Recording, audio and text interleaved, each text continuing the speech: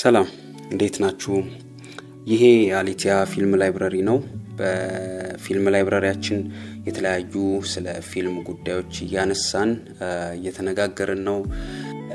ላስት ዊክ ወር ደግሞ ባለፈው ጊዜ ደግሞ እንደ ፓርት 1 ካራክተር ዲቨሎፕመንትን ማየት ጀምረናል። እንዴት ነው ገጸ ባህሪያትን ቢልድ የምናደርገው፣ ገጸ ባህሪያትን ደግሞ ቢልድ ማድረግ ማለት ምን ማለት ነው ስለሚለው ነገር አውርተናል። እና ደግሞ በምን አይነት ወይ ነው ኢንክሉድ የሚያደርጋቸው ነገሮች ካራክተር ዲቨሎፕ ስናደርግ ምንድናቸው ብለን 4 ነገሮችን ለማየት ጀምረን ነበረ። 2 ነገሮችን አይተን አልፈናል። የመጀመሪያው ካራክተር ዲቨሎፕ ስናደርግ ለካራክተሮቻችን ወይም ለገጸ ባህሪያቶቻችን ግብን መፍጠር ነው። ጠንካራ የሆነ ግብን የሚኖሩለት ጊዜያቸውን የሚሰጡለት ግብ ያስፈልገዋል ብለናል። ያ ግብ ደግሞ ምንድነው? ሞቲቬሽን ምንድነው ያነሳሳው? ያንን ግቡ እንዲያደርግ ምንድነው ያነሳሳው የሚለውን ነገር አንስተን አውርተናል። ሁለተኛው ደግሞ ኮንፍሊክት ነው። ኮንፍሊክት ፈጥረናል። ግጭት መፍጠር እንደሚያስፈልግ ፈጥረናል። ምክንያቱም ካራክተሩ የሚፈልገው ነገር ካለ ያን የሚፈልገው ነገር በቀላሉ አቺቭ እንዳያደርግ መሀል ላይ ገብቶ የሚያሰናክለው የሚያደናቅፈው ኮንፍሊክት ያስፈልገዋል ብለናል። ይሄ በጣም የጀርባ አጥንት ነው ለአንድ ስቶሪ ቴለር። ስቶሪ ዲቨሎፕ በሚያደርግበት ጊዜ ወይም ደግሞ ካራክተር ቢልድ በሚያደርግበት ጊዜ በጣም ወሳኝ ነገር ነው ብለን ነው ሰፊው ያወራ ነው። ከዛ የቀጠለውን ነው አሁን የምናወራው። የገጸ ባህሪን ወይም ደግሞ ካራክተርን ዲቨሎፕ በምናደርግበት ጊዜ ከካራክተር ግብ እና ከኮንፍሊክት ካራክተር ኮንፍሊክት ቀጥሎ ደግሞ ስላለው ስለ 3ኛውና ስለ 4ኛው ነገር አውርተን እንጨርሳለን። ባጭሩ ነው የምናወራው። እናንተ ደግሞ በራሳችሁ ዲቨሎፕ እያደረጋችሁ የተለያዩ ዌብሳይቶችን ኦር መጽሐፎችን በፒዲኤፍ እየፈለጋችሁ እንድታነቡ ኢንካሬጅ አደርጋችኋለሁ። በዛሬው ኤፒሶዳችን እንግዲህ በካራክተር ዲቨሎፕ በምናደርግበት ጊዜ ከኮንፍሊክት ቀጥሎ የሚመጣው ምንድነው? ካራክተር አርክ ነው። ካራክተር አርክ ወይም ደግሞ የገጸ ባህሪያቶቻችን ለውጥ። ገጸ ባህሪ ወይም ደግሞ ካራክተር ትሩ ታይም በታሪክ ውስጥ ይለዋወጣል። ሲጀምር እንደዚህ ነበረ፣ መሀል ላይ እንደዚህ ይሆናል፣ ሲያልቅ ደግሞ እንደዚህ አይነት ፐርሰናሊቲ ወይም ማንነት ኦር ቢሄቨር ይዞ ይጨርሳል ማለት ነው እንጂ ወጥ የሆነ ካራክተር ላይኖር ይችላል፣ ሊኖርም ይችላል።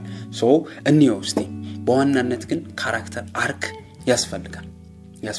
አርክ መፈጠር አለበት። ወር ደግሞ ካራክተሮቻችን መለዋወጥ ያስፈልጋል። ይህንን ቢልድ እናደርጋለን ማለት ነው። በአንድ ታሪክ ውስጥ ማንኛውም ገጸ ባህሪ ታሪኩ ወደፊት በሄደ ቁጥር የሚያልፍበት የለውጥ ሂደት ብዙ ነው። ሲጀምር ሆኖ የሚጀምረው ማንነት አለ። መሀል ላይ እና መጨረሻ ላይ ደግሞ የሚኖረው ማንነት እንደ መጀመሪያው አይሆንም። ሞስት ፕሮባብሊ ይለወጣል ማለት ነው። ሲጀምር ፈሪ የነበረ ገጸ ባህሪ ሲያልቅ ደፋር ሆኖ ሊጨርስ ይችላል። እንዲሁም ታማኝና ግልጽ የነበረ ካራክተር መጨረሻ ላይ ሌባና ሜቢ ድብቅ ሊሆን ይችላል።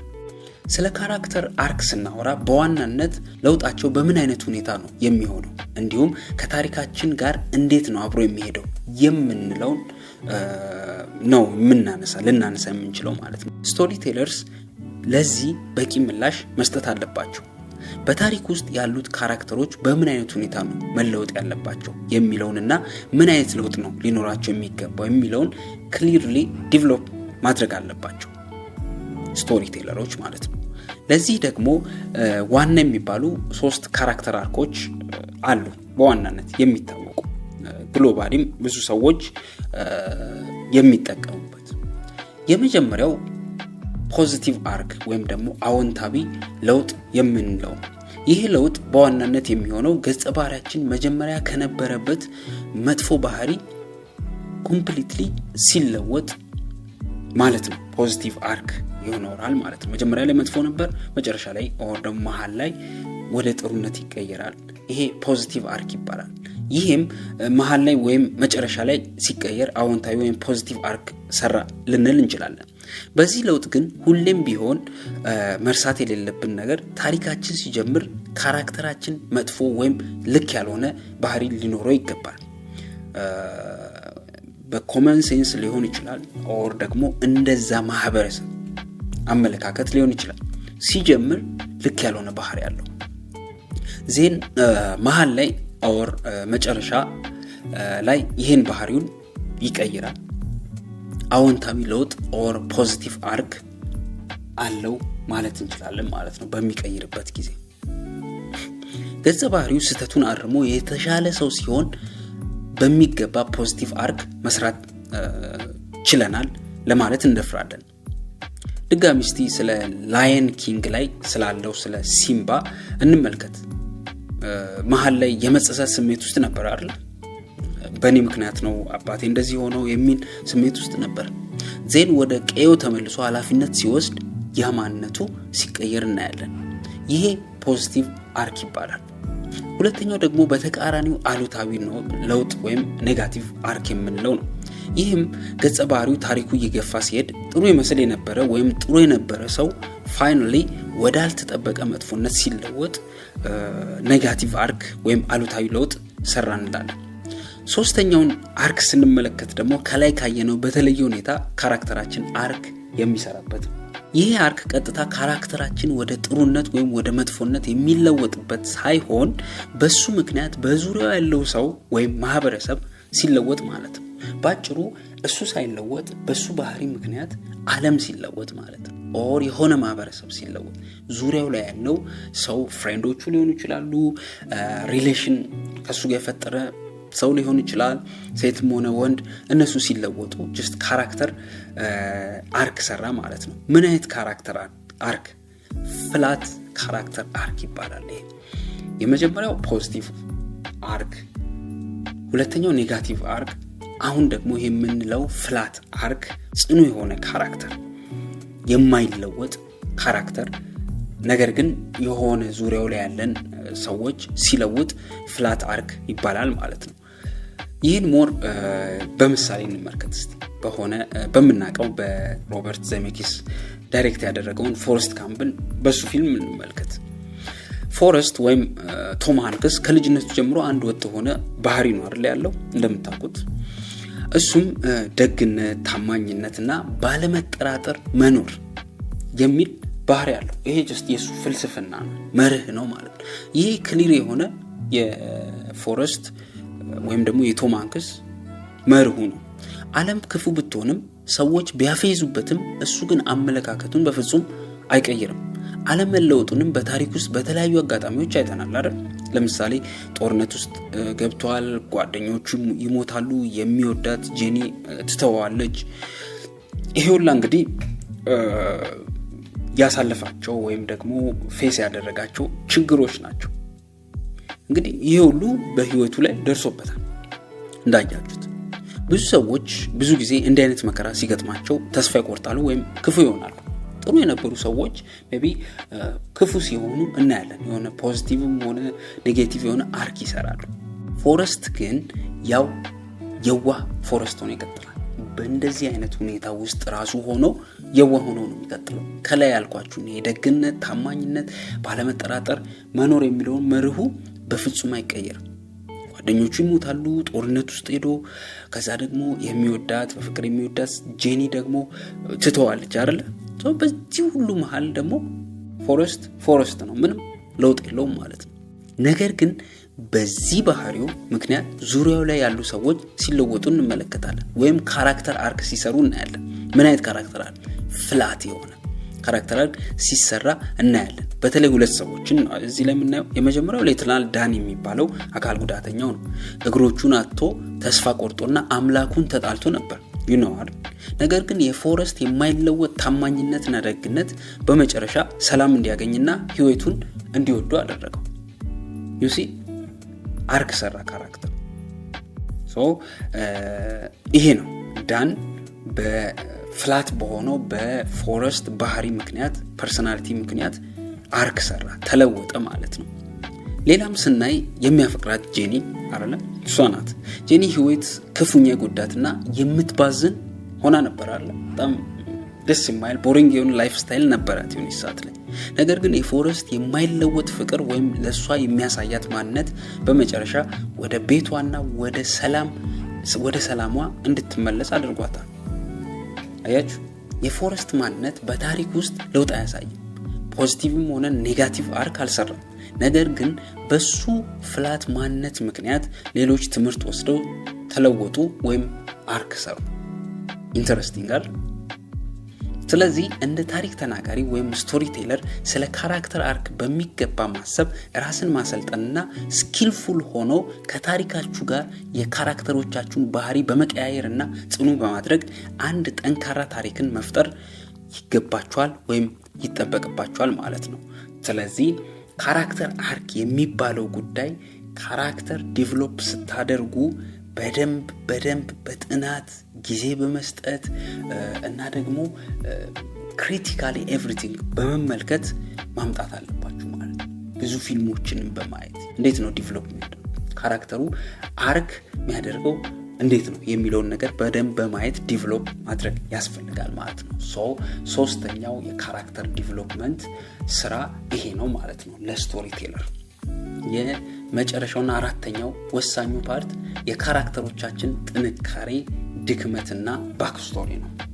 እነዚህ ሶስቱ ነገሮች አብረው የሚመጡ ናቸው።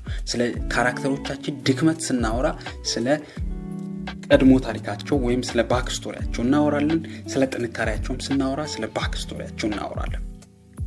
ብዙ ጊዜ በአንድ ታሪክ ውስጥ ፍጹም ሆኖ የተገነባ ገጸ ባህሪ አሰልቺ ይሆናል አይደለ?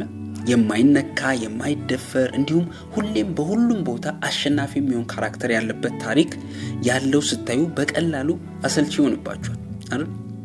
ስለዚህ ናቹራሊ የሆነውን የሰውን ማንነት በሚገልጽ መልኩ ካራክተሮቻችንን መገንባት የግድ ይላል አሴ ስቶሪ ቴለር።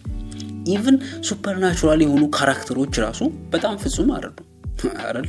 እንደውም የሚደክሙበት ጊዜ በዛል። በድክመታቸው የተነሳ ታሪኮቻቸው እንደውም በጣም ሰስፔንስ ይበዛል። ከዛ ነው ከወደቁበት በመነሳት በጥንካሬ የሚገለጹት። አንዳንድ ጊዜ እኮ በተለይ በአንዳንድ አክሽን ፊልሞች ላይ የሚሰለቹን ካራክተሮችን የምናየው ከዚህ የተነሳ እኔ በጣም የሚሰለቹኝ ካራክተሮች አሉ።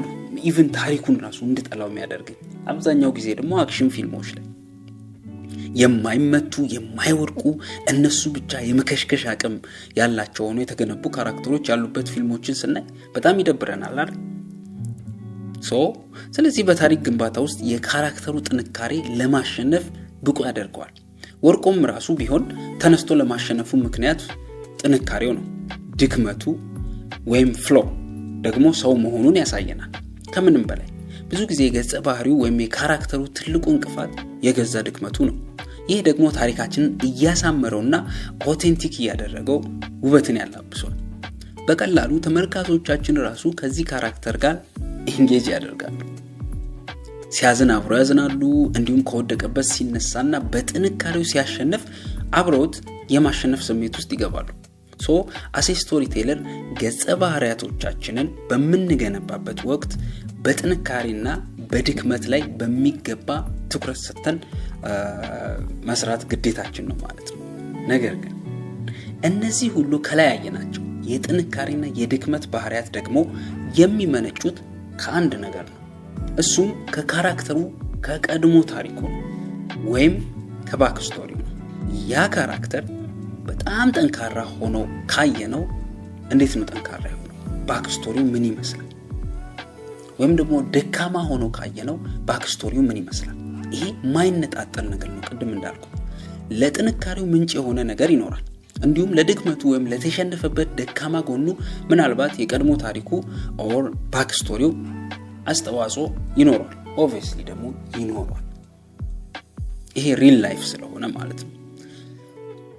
ለምሳሌ ያደገበት ሁኔታ፣ በፊት ምናልባት ልጅ ሆኖ የደረሰበት በደል ወይም በተቃራኒው ደግሞ እያገኘ ያደገው ፍቅር ዛሬ ላይ ለሚወስደው እርምጃ መሰረት ሊሆን ይችላል።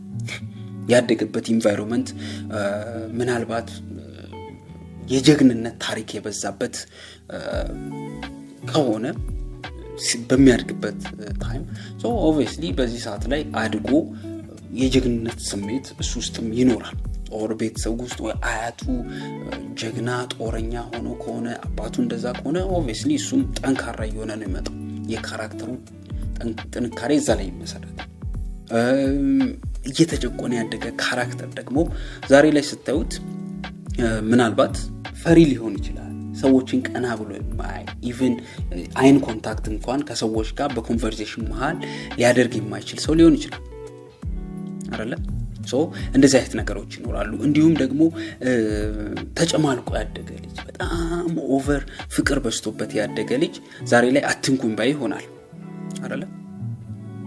ስለዚህ ባክ ስቶሪን በደንብ ቢልድ ማድረግ ያስፈልጋል። ስለ ካራክተሮቻችን ስትሬንግዝ ኤንድ ፍሎ ወይም ደግሞ ድክመት ስናወራ ስለ ባክ ስቶሪያቸው በደንብ መታሰብ አለበት። አሰ ስቶሪ ቴለር ማለት ነው በሆነች ወይ መገለጽ መቻል አለበት ታሪካችሁን ቢልድ ስታደርጉ።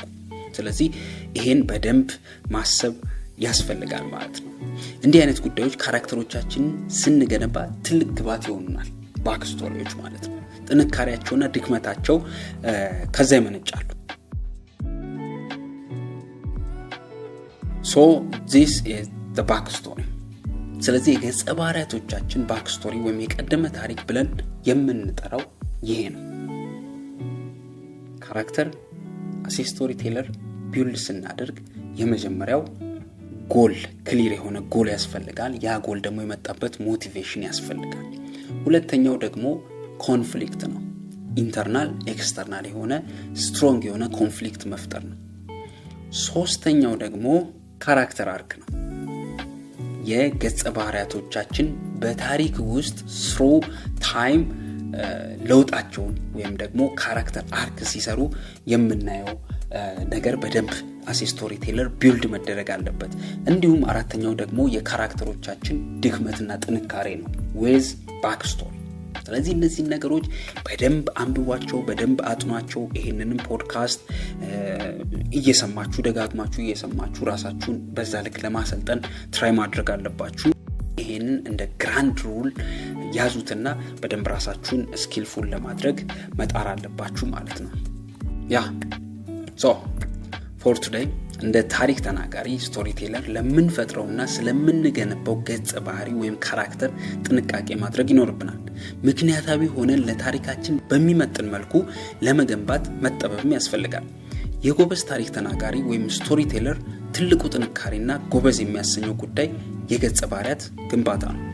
በተለይ ከላይ ባየናቸው 4 ነጥቦች ላይ ስኪልፉል ከሆነን ተወዳጅና ሚሞራብል ካራክተሮችን በቀላሉ እንገነባለን። ስለዚህ እንደ ስቶሪ ቴለር በዚህ ነገር ላይ ራሳችሁን ብቁ ለማድረግ መጣርና መታገል ይኖርባችኋል።